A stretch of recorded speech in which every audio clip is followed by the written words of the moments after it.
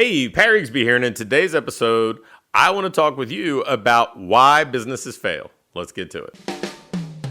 Welcome to the Fitness Business School podcast, the show for fitness business owners who want to grow their income, increase their impact, and improve their lifestyle. Be sure to listen till the end of this episode because we have a brand new special offer exclusive for listeners. So stay tuned. When you do what I do for a living, you interact with a lot of businesses that do well. You interact with some that just kind of get by, and you certainly interact with businesses that struggle. But then in addition to that, you probably, or at least in my case, I look at businesses that have nothing to do with my industry, that I'm not doing business coaching in, and I'm observant and I'm looking for pros and cons and strengths and weaknesses. And occasionally I get asked to advise or coach or consult with businesses outside of the fitness industry. I've worked with everything from law firms to real estate practices to medical practices down to agricultural businesses. And sometimes it's a little bit of a mystery as to why businesses fail. But most of the time it's not. Most of the time, if you spend some time looking at it from the outside looking in, or if you're the owner just trying to be self-aware, you can see the bottlenecks. Now, you'll see plenty of people try to rationalize, hey, it's location, it's the economy, the market's saturated. There's always some sort of excuse. But I've seen businesses thrive in the most challenging circumstances. And the things that I look at, I don't think are mysteries. The first one is the owner. What kind of gain does the owner get by not improving, by not installing something, by not moving forward? Because a lot of times it just starts with the psychology of the owner. They have that psychological safety of not trying new things because maybe they're already a little bit beaten down and they just feel like they'll fail, or their social circle all is kind of on the same boat and they don't want to alienate the crowd that they're in, or they don't want to be ridiculed by kind of stepping out of the norm. But you're usually getting some sort of gain by anything that you do. There's some sort of gain internally that's rewarding to us, even if it seems kind of convoluted. So that's the first place I look, is like, okay, is the owner getting in the way with their mentality? What do they have to gain by staying stuck, by struggling? And once we move past that, then I start to look at strategy and tactics. And I was observing a small restaurant a while back, and I see this a lot with restaurants. Independently owned restaurants have such challenges anyway because they don't have leverage in purchasing food and that sort of stuff. So they're paying higher prices. They have smaller margins.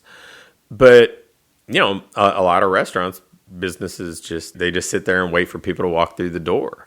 They don't go out and seek catering opportunities. They don't go and run promotions or daily specials or things like that. They don't seek to solve problems, and they just kind of wait and are reactive, which to me as a business owner kind of runs counterintuitive to why you would want to own a business. Why would you want to own a business if you're not seeking more control over your results, over your outcomes, over your destiny? So sitting back and kind of being reactive. And then we see a lot of people who chase shiny objects that are typically individual tactics and not thinking about how they fit in with the whole.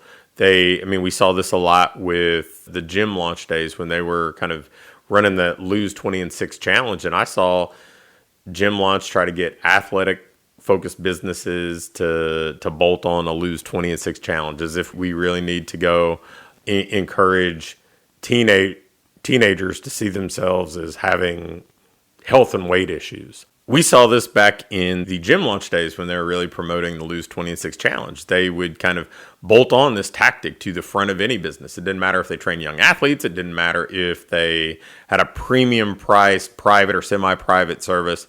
It was large group, weight loss focus. No matter what it would do to the culture, or no matter how inappropriate it was to the audience. And by having these pieces added in, it actually made the whole weaker instead of stronger. And not to mention the financial investment that went along with it. I mean, I saw that sort of thing cause as many businesses to fail as it caused to succeed. So not having the tactics that you're selecting being aligned with your overall strategy. And then, frankly, just not doing enough, right? I mean, there's usually something to be said for doing more, but then also doing more of the right things. But if you're not doing more, then it's hard to know what the right things are. You're just kind of waiting until the right choices, the right tactics, the right marketing strategies, the right lead generators just kind of fall in your lap. But the proactive owners tend to be the ones who find opportunities. I learned the phrase a long time ago, luck is the residue of design, by Branch Rickey, who, if you're unfamiliar with him, he was the general manager, the president of the Brooklyn Dodgers that brought Jackie Robinson into baseball. And luck is the residue of design simply means to me that good things can happen, but you got to put yourself in a position for good things to happen. And if you're working more, if you're trying more things, you're bound to find something that may work. If you're making more offers, you're almost certainly going to be quicker to find an offer that converts. If you're trying more lead generation tactics, if you're reaching out to more prospects and doing more follow-up, you're almost certain to find a solution faster, find a winning play sooner. So businesses can fail for any number of reasons, but they're not a mystery. I mean, look at the owner. How do they operate? Look at the things that they're doing. Are they doing enough? Are they trying to solve problems that exist, or are they just kind of waiting for things to happen? I mean, I grew up in an environment where I heard things like, man, the economy's slow, business is slow, nobody's buying. I heard that stuff over and over. And it's crippling. It is absolutely crippling, because then it validates doing nothing. It validates kind of sitting on your hands and why you're not succeeding. You would never hear that from the successful business owners that I work with, the successful business owners that I've seen.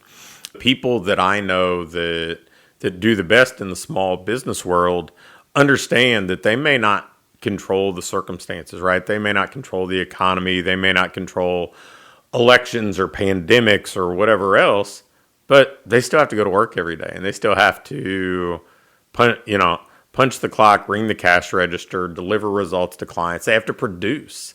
And the people who lean into that, take responsibility for that, are always the ones who do better. So sometimes the easiest way to find out how to win is to see how people fail and avoid it. Thanks for listening to this episode of the Fitness Business School. Before you go, I have a quick announcement. One of the things that we've been doing with our current clients is taking them through this ideal business diagnostic. And really what it is this checklist that allows you to pinpoint exactly what your business needs next, so you can keep improving, keep growing, and build a business that you love to own. One that pays you well, one that allows you to have the impact you want to have, and one that allows you to have a lifestyle that you truly enjoy. In this diagnostic, we walk through everything, and we do an evaluation and can instantly pinpoint what you need to do next to build that business that you want. I'm going to extend this opportunity to get on with either me or my team and take you through this evaluation and fix your business's most vital needs fast. So if we take you through this, you're going to be able to make those vital changes that you need to finally have what I call your ideal business. If you'd be interested in going through this entirely free, risk-free diagnostic with us and learn what you already have in place, what you're doing well, and where your greatest opportunities for rapid improvement are, just shoot me an email with diagnostic in the subject line to pat@patrigsby.com. Again, an email to pat@patrigsby.com with diagnostic in the subject line will get you scheduled and take you through this evaluation to help you build the business you want.